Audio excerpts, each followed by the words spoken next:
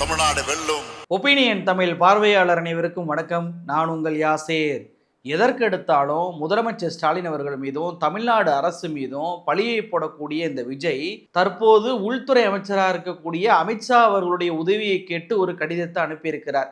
இந்த கடிதம் எல்லா பக்கமும் வைரலாக பரவுன உடனேயே அவசரமாக வாட்ஸ்அப் குரூப்பில் மதியம் 1:05 இந்த கடிதத்தை அளித்து நாங்கள் அமித்ஷாவுக்கு எந்த கடிதத்தையுமே அனுப்பலை அப்படின்னு சொல்லி தாவேகா பின்வாங்கி இருக்கிறாங்க. இப்படி பின்வாங்கக்கூடிய அளவுக்கு அமித்ஷா கிட்ட விஜய் அப்படி என்ன உதவியை கேட்டாரு? அமித்ஷாவுக்கு மட்டும் கடிதம் அனுப்பல. அதற்கு முந்தைய நாள் தமிழ்நாட்டுடைய தலைமை தேர்தல் அதிகாரியாக இருக்கக்கூடிய அர்ச்சனா பட்நாயக் அவர்களுக்கும் ஒரு கடிதத்தை அனுப்பியிருக்கிறாரு. அதில் இவர் 5 பேரை டிரான்ஸ்ஃபர் பண்ண சொல்லியிருக்கிறாரு. அந்த 5 பேர் பட்டியலை பார்த்தா நமக்கே அதிர்ச்சியாக இருக்கு.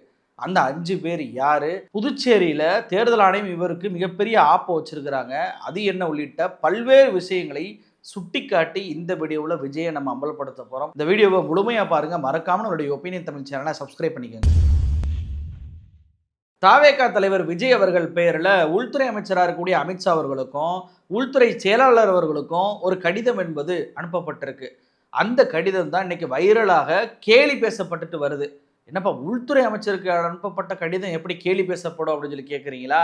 அந்த கடிதத்தை அமித்ஷா அவர்களுக்கு மட்டும் அனுப்புனா பரவாயில்ல, ஹோம் செக்ரட்டரிக்கு அனுப்புறேன்ற பேரில் வேற யாருக்கோ மணிப்பூர் ஆளுநருக்கு அனுப்பி வச்சிருக்கிறாங்க இந்த தாவேகா கும்பல். ஹோம் செக்ரட்டரியுடைய பெயர் தெரில அப்படின்னா அந்த பெயரை விட்டுட்டு வெறுமன ஹோம் செக்ரட்டரின்னு போட்டிருக்கலாம். ஆனால் எல்லாம் தெரிஞ்ச ஞானியை போல இவங்க யாருக்கு கடிதம் அனுப்பியிருக்காங்க அப்படின்னா அஜய்குமார் பல்லா அப்படின்றவருக்கு கடிதத்தை அனுப்பியிருக்கிறாங்க. இவர் அந்த பதவியிலேருந்து விலகி மணிப்பூருடைய ஆளுநராக பதவியேற்று பல மாதம் ஆச்சு. அப்போ மணிப்பூர் ஆளுநராக இவர் பதவியேற்றதே தெரியாமல் இப்போது ஹோம் செக்ரட்டரியாக இருக்கக்கூடிய கோவிந்த் மோகன் இவருடைய பெயரும் தெரியாமல் தப்பாக ஒரு கடிதத்தை அனுப்பியிருக்கு இந்த தாவேகா கும்பல். இதை பார்த்த அமித்ஷா என்னங்க நினைப்பாரு? என்ன இவ்வளோ பெரிய தற்கொலை கூட்டமாக இருக்கானுங்க, இவ்வளவு நம்பியா நம்ம பிளான்லாம் போட்டு கொடுத்துருக்கோம், இப்படிப்பட்ட ஒரு கடிதத்தை கூட அனுப்ப தெரியாத ஒரு கும்பலாக இந்த விஜய் கும்பல் இருக்கே அப்படின்னு சொல்லிட்டு கேவலமாக நினைப்பாரா இல்லையா? அந்த ஹோம் செக்ரட்டரி என்ன நினைப்பாரு?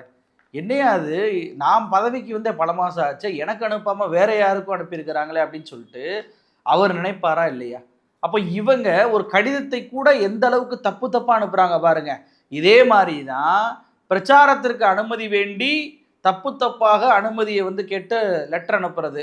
அவங்க ஏதாவது ஒரு குறை சொல்லி தடையை போட்டாங்க, ரத்து பண்ணிட்டாங்க அப்படின்னா அதை முதலமைச்சர் ஸ்டாலின் மீது பழிய போடுறது அப்படின்றத இந்த கடிதத்தின் மூலமாகவே நம்மளால் புரிஞ்சுக்கிற முடியுதா? இந்த கடிதத்தில் அப்படி என்ன எழுதியிருக்கிறாங்க அப்படின்னா, அதாவது தேர்தலின் போது ஒய் செக்யூரிட்டி இவர் கொடுத்துருக்கிறாங்கல்ல, ஒய் செக்யூரிட்டி எதுக்கு கொடுத்தாங்கன்னு இது வரைக்கும் தெரியலை. விஜயும் காரணத்தை சொல்ல மாட்டுறாரு. அந்த ஒய் செக்யூரிட்டி ரொம்ப மோசமாக இருக்குது, சரியான பாதுகாப்பை கொடுக்க மாட்டுறாங்க அப்படின்னு சொல்லிட்டு யாருக்கு? அமித்ஷாவுக்கே கம்ப்ளைண்ட் பண்ணி ஒரு கடிதத்தை அனுப்பியிருக்கிறாங்க. அதாவது 2026 தேர்தல் பிரச்சாரம் விஜய் அவர்கள் பண்ணுறாரு, 2 இடத்துல போட்டிடுறாரு. இந்த தேர்தல் பிரச்சாரத்திற்காக பெரம்பூரில் நாமினேஷன் பண்ண உடனேயே பிரச்சாரத்தை ஆரம்பித்த போது பெரம்பூர் ஓகேவா இருந்துச்சு. ஆனால் குளத்தூரில் போலீஸே இல்லை, சேஃப்டியே இல்லாத மாதிரி இருக்குது. ஒரு விஐபி கான்வாய் கூட பெரம்பூர்லேருந்து குளத்தூருக்கு எங்கள் தலைவர் விஜய்க்கு ஏற்படுத்தவே இல்லை அப்படின்னு சொல்லி அந்த கடிதத்தில் குறிப்பிட்டிருப்பதை பார்க்க முடியுது. இவருக்கு விஐபி கான்வாய் கொடுக்கணுமா? ஒய் செக்யூரிட்டியோ எந்த செக்யூரிட்டியோ, பிரதமரே தமிழ்நாட்டுக்கு வந்தாலும் பிரதமர் என்று அவரை பார்க்க முடியாது. ஏன்னா இங்கே மாடல் கோட் ஆஃப் கண்டக்ட் என்பது அமலாகிரும். அமலாகிட்டா முதலமைச்சரோ சாதாரண எம்எல்ஏவோ கவுன்சிலரோ எல்லோருக்குமே ஒரே புரோட்டோகால் தான், அதை தான் ஃபாலோ பண்ணி ஆகணும் தேர்தல் ஆணையம். நீங்கள் ஒய் செக்யூரிட்டியில் இருக்கீங்கன்றக்காக உங்களுக்கெல்லாம் தனியாக கான்வாயெல்லாம் அமைக்க முடியாது. அப்போது இவருக்கு பாதுகாப்பு வேண்டி தமிழ்நாடு போலீஸை நம்பாமல், தமிழ்நாட்டுடைய தேர்தல் ஆணைய அதிகாரிகளை நம்பாமல் நேரடியாக ஓனராக இருக்கக்கூடிய உள்துறை அமைச்சர் அமித்ஷாவுக்கு இவர் கடிதம் அனுப்புகிறார். அமித்ஷா என்னங்க நினைப்பாரு? இந்த கடிதத்தின் மூலமாக நம்மளால் என்ன புரிஞ்சுக்கிற முடியுது? ஒய் செக்யூரிட்டி அமித்ஷா யாருக்கெல்லாம் கொடுக்குறாங்களோ அவங்களுக்கு ஒழுங்கான பாதுகாப்பை உள்துறை அமைச்சகம் கொடுப்பதில்லை அப்படின்றதானாங்க இதில் நியூஸாக நம்மளால் தெரிஞ்சுக்கிற முடியுது, புரிஞ்சுக்கிற முடியுது. அப்போ அமித்ஷாவை குறை சொல்லி அமித்ஷாவுக்கே இந்த கும்பல் கடிதம் அனுப்பியிருக்கு அப்படின்றத நாங்கள் பார்க்க முடியுது. அப்போ விஜய்க்கு தமிழ்நாட்டு அதிகாரிகள், தமிழ்நாட்டுடைய பாதுகாப்பு, காவல்துறை இது மேலாம் நம்பிக்கை இல்லை. எப்போவுமே இந்த வடநாடு மட்டும்தான் தேவைப்படுது அப்படின்றத புரிஞ்சுக்கிற முடியுதா? கரூரில் இதே மாதிரி தான் தமிழ்நாடு எனக்கு போலீஸ் வேணாம், எனக்கு வடநாட்டு போலீஸ் தான் வேணும் அப்படின்னு சொன்னார் இந்த விஜய். அப்போ அமித்ஷாவுக்கு இப்படி கடிதம் அனுப்புனதே தப்பு. இந்த கடிதம் வைரலாக பரவி வேற யாருக்கோ போய் இந்த கடிதத்தை அனுப்பியிருக்கிறீங்க அப்படின்னு சொல்லி கேலி பொருளாகி பேசு பொருளாக மாறின உடனேயே தாவேகா கும்பல் வழக்கம் போல இப்படி ஒரு கடிதத்தை நாங்கள் அனுப்பவே இல்லை, இது ஃபேக் நியூஸ் அப்படின்னு சொல்லிட்டு பரப்ப ஆரம்பித்தாங்க. அப்போ மீடியா நண்பர்கள் சும்மா இருப்பாங்களா? மீடியா நண்பர்கள் என்ன பண்ணிட்டாங்கன்னா, தாவேகா இதுக்காகவே டிவிக்கே பிரிண்ட் அண்ட் டிவி சேனல்ஸ் அப்படின்ற வாட்ஸ்அப் குரூப் வச்சுருக்கிறாங்க. அதாவது எல்லா நியூஸ் மீடியாவும் கனெக்ட் பண்ணி உள்ளே வச்சுக்கிறது குரூப்பில் அவங்களுக்கு வந்து செய்திகள் அனுப்புறது. இப்படி 1:05 அதாவது மதியம் 1:05க்கு இந்த லெட்டரை அந்த குரூப்பில் போஸ்ட் பண்ணியிருக்கிறாங்க தாவேகா தலைமை. இந்த போஸ்ட் பண்ணதன் அடிப்படையில் தான் எல்லா மீடியாவும் அதை எடுத்து போட்டிருக்கிறாங்க. ஆனால் பேக் ஃபயர் ஆன உடனேயே அவசரமாக அந்த வாட்ஸ்அப் குரூப்பில் இருந்து அந்த மெசேஜை நீக்கி இருக்கிறாங்க தாவேகா. இப்படி நீக்கின ஸ்க்ரீன்ஷாட்டை எடுத்து போட்டு பாருங்கள், இவங்க தான் போட்டது, இவங்க போட்டதன் அடிப்படையில் தான் நாங்கள் பரப்பினோம், ஆனால் இப்போ வந்துட்டு ஃபேக் நியூஸ் அப்படின்னு சொல்கிறாங்க, இவங்க அழிச்ச அந்த ஸ்க்ரீன்ஷாட்டை நீங்களே பாருங்கள் அப்படின்னு சொல்லி எல்லா மீடியாவும் இப்போ எடுத்து போடுவதை பார்க்க முடியுது. அம்பலப்பட்டு போயிட்டாங்க அந்த விஜய் தரப்பு. அப்போ அமித்ஷா அவர்களுக்கு கடிதம் அனுப்புனதும் தப்பு, அதை வேற நபருக்கு மாற்றி அனுப்புனதும் தப்பு, எல்லோரும் இருக்கக்கூடிய வாட்ஸ்அப்பில் அந்த மெசேஜை அழிச்சிட்டு நாங்கள் அனுப்பவே இல்லைன்னு சொன்னதும் தப்பு. இப்படி தப்புக்கு மேலே தப்பு பண்ணி வசமாக சிக்கியிருக்கிறது இந்த தாவேகா கும்பல். இந்த கடிதம் மட்டுமல்ல, இதற்கு முந்தைய நாள் விஜய் அவர்கள் தலைமை தேர்தல் அதிகாரியாக இருக்கக்கூடிய அர்ச்சனா பட்நாயக்கு ஒரு கடிதம் அனுப்பினார். அந்த கடிதத்தை பார்க்கும்போது நமக்கு இன்னும் பகீரன் ஷாக்கு வருது. அதாவது இவர் ஏற்கனவே கொடுத்த கம்ப்ளைண்ட்டை நீங்கள் விசாரிக்க மாட்டீங்க, நீங்கள் நடுநிலையாகவே இருக்க மாட்டீங்க, தேர்தல் ஆணையம் நடுநிலையாக செயல்படணும் அப்படின்னு சொல்லி அந்த கடிதத்தில் குமுறி இருக்கிறார் விஜய். நல்லா கவனிங்களேன், போலீஸ் பாதுகாப்பு கொடுக்க மாட்டேது, போலீஸ் கம்ப்ளைண்ட் எடுக்க மாட்டேது அப்படின்னு சொல்லி முதலமைச்சர் மீதே பழிய போடுறாங்க கிரவுண்டில் வந்துட்டு பிரச்சாரத்தில். ஆனால் லெட்டர் அனுப்பும்போது தேர்தல் ஆணையம் நியூட்ராலிட்டியாக இருக்கணும், தேர்தல் ஆணையம் நடுநிலையாக இருக்கணுன்றாங்க. அப்போது லெட்டரில் மட்டும் தேர்தல் ஆணையம், பிரச்சாரம் வந்துட்டால் முதலமைச்சர் மீது பழிய போடுறது. தேர்தல் ஆணையத்தின் கீழே தான் போலீஸ் எல்லாம் இருக்கிறாங்க, அனுமதி கொடுப்பதெல்லாம் இருக்குது அப்படின்றது தெரிஞ்சதுனால தான் நான் தேர்தல் ஆணையத்தில் நடுநிலையாக இருக்கணும்னு சொல்லி கடிதம் அனுப்புகிறீங்க. அப்புறம் ஏன் முதலமைச்சர் மீது பழி போடுறீங்க? உங்களுடைய இரட்ட நிலைப்பாடை இந்த ஒரு லெட்டரை அம்பலப்படுத்துது பாருங்க. இதை விட கொடுமை என்ன தெரியுமா? இந்த விஜய் சொல்கிறார், பாதுகாப்பு நீங்கள் கொடுக்க மாட்டீங்க, கீழ்கண்ட நபர்களை நீங்கள் வந்துட்டு 6 பேர் அவங்கள வந்து நீங்கள் வேற டிரான்ஸ்ஃபர் பண்ணுங்க அல்லது காத்திருக்கும் பட்டியலில் வைங்க, இப்படி வச்சாவே எங்களுக்கு பாதுகாப்பு கிடைக்கும் அப்படின்னு சொல்லிட்டு ஒரு பட்டியலை கொடுக்குறாரு. அந்த பட்டியலை நான் காட்டுறேன் பாருங்க. அதில் தமிழ்நாட்டுடைய டிஜிபியவே இவர் வந்து மாற்ற சொல்கிறாரு, அடுத்து சென்னை கமிஷனரை மாற்ற சொல்கிறாரு, ஏடிஜிபி லா அண்ட் ஆர்டரை மாற்ற சொல்கிறாரு, ஐஜியை மாற்ற சொல்கிறாரு, டிஜியை மாற்ற சொல்கிறாரு, கார்பரேஷன் கமிஷனரையும் மாற்ற சொல்கிறாரு. இந்த 6 பேரையும் மாற்றினா தான் இவருக்கு பிரச்சாரம் ஈஸியாக பண்ண முடியுமா, இவருக்கு பாதுகாப்பு என்பது கொடுப்பாங்களாம், அப்போ தான் தேர்தல் ஆணையம் நடுநிலையாக செயல்படுமா. என்னங்க அது? இவர் சென்னையில் பிரச்சாரம் பண்ணணுன்றதுக்காக சென்னையுடைய ஆணி வேறாக இருக்கக்கூடிய காவல்துறையுடைய ஒட்டுமொத்த பிடிப்பையுமே மாற்ற சொல்கிறாரு. இன்னும் மோசமாயிராத நிலமை. இல்லை நான் என்ன கேட்குறேன் அப்படின்னா, இந்த 6 பேரையும் விஜய் சொல்கிற மாதிரியே மாற்றிடுவோம். தற்குறிகள் விஜயை நோக்கி ஓடி வராமல் இருப்பாங்களா, பேரிகேட்டை உடைக்காமல் இருப்பாங்களா, டிரான்ஸ்ஃபர் மீது ஏறாமல் இருப்பாங்களா, அல்லது அந்த வேனை பிடிச்சி தொங்காமல் இருப்பாங்களா, இல்லை விஜய் போகும்போது வேனுக்கு பின்னாடியே போய் பைக் ஆக்சிடென்ட் பண்ணாமல் இருப்பாங்களா? இப்படியெல்லாம் பண்ணாமல் இருப்பாங்க அப்படின்னு சொல்லி விஜய் அவர்கள் உத்தரவாதம் கொடுத்தா கண்டிப்பாக நாம் இந்த 6 பேரையும் மாற்றிடலாங்க. விஜய் அவர்கள் உத்தரவாதம் கொடுப்பாரா? அப்போ இவர் மீது தவற வச்சுக்கிட்டு காவல்துறையை மொத்தமாக டிஸ்மேண்டில் பண்ணணும்னு சொல்லுவது எவ்வளவு பெரிய அயோக்கியத்தனம் பாருங்க. தமிழ்நாட்டுடைய பாதுகாப்பையே, சென்னையுடைய பாதுகாப்பையே விஜய் அவர்கள் தன்னுடைய பிரச்சாரத்திற்காக கேள்விக்குறியாக்குறாரா இல்லையா? இவர் பெரம்பூர்ல பிரச்சாரம் பண்ணாரு, கொளத்தூர்ல பிரச்சாரம் பண்ணாரு.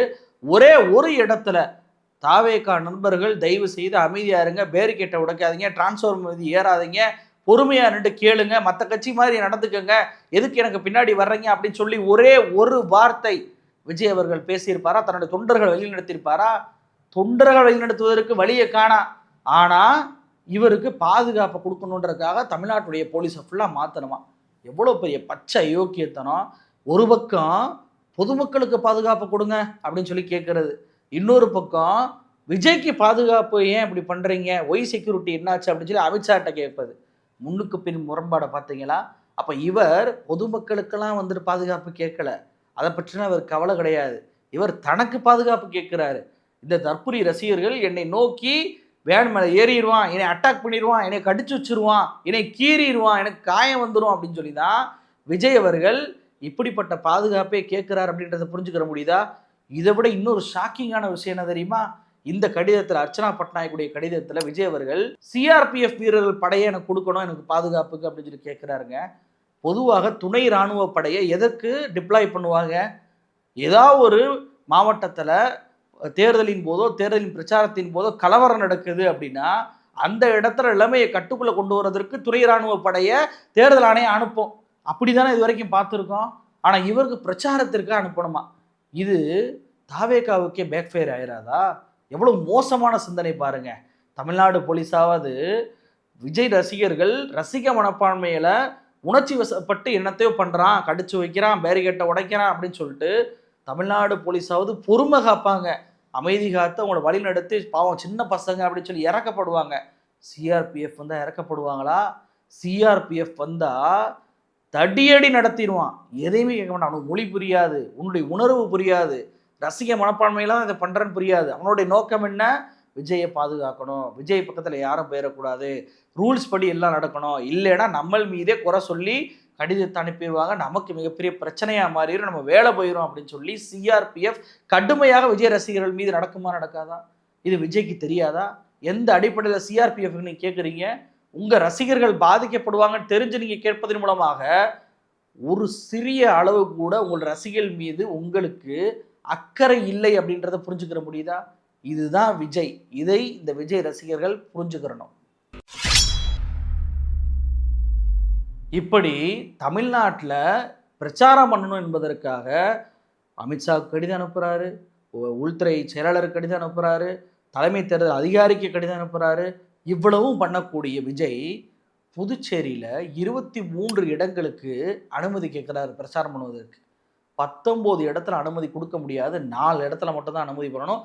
குறிப்பிட்ட நேரம் 2 மணி நேரம் மட்டும்தான் உங்களுக்கு அனுமதி, அதை முடிச்சுட்டு புதுச்சேரி விட்டு ஓடிடணும் அப்படின்னு சொல்லி தேர்தல் ஆணையம் கட்டுப்பாடு போட்டிருக்கிறாங்க.